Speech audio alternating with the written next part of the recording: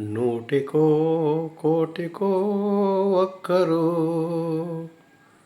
అన్న చందంగా ఏపీ ప్రభుత్వం 30 జీవో ప్రకారం డొంకపోరంబోక భూముల్లో ఉన్న పేదలకు ఇప్పటివరకు వారు నివసిస్తున్న స్థలాలను 3 సెంట్లలోపు ఉన్న వాటిలన్నింటినీ కూడా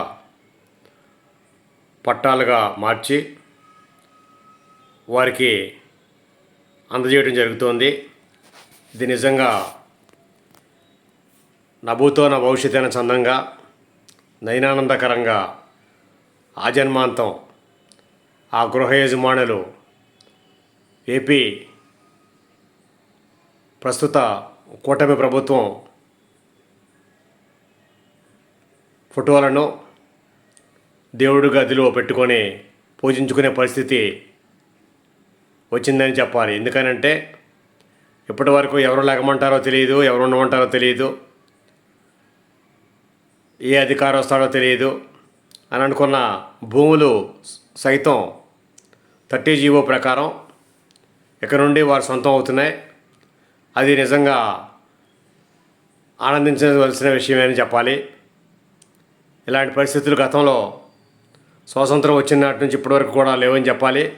అలాంటిది నేటి కూటమి ప్రభుత్వం ఈ సదవకాశాన్ని అందించడం గొప్పతనంగా చెప్పుకోవాలి.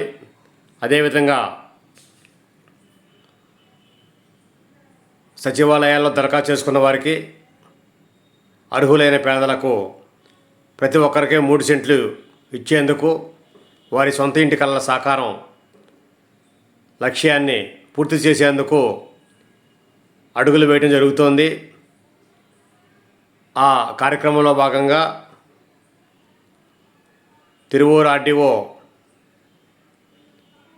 కె మాధురి, విసనపేట మండల తహసీల్దార్ కె లక్ష్మి కళ్యాణి, రెవెన్యూ సిబ్బంది కలిసి గత ప్రభుత్వంలో ఇచ్చిన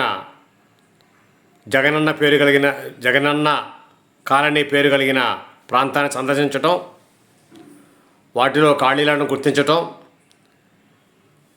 23 ఖాళీలను ఉన్న ప్రాంతాలను అంటే సెంటున్నర ప్లస్ సెంటున్నర ఉన్న ప్లాట్లను 3 సెంట్లుగా కేటాయిస్తూ ఆ 3 సెంట్ల భూమిని 23 మంది లబ్ధిదారులకు ఇచ్చేట్టుగాను, అదే సమయంలో కొన్ని ప్లాట్ల మధ్యన సెంటున్నర చొప్పున అంటే 1 సెంటున్నరే ఉన్న ప్లాట్లు ఉన్నాయి.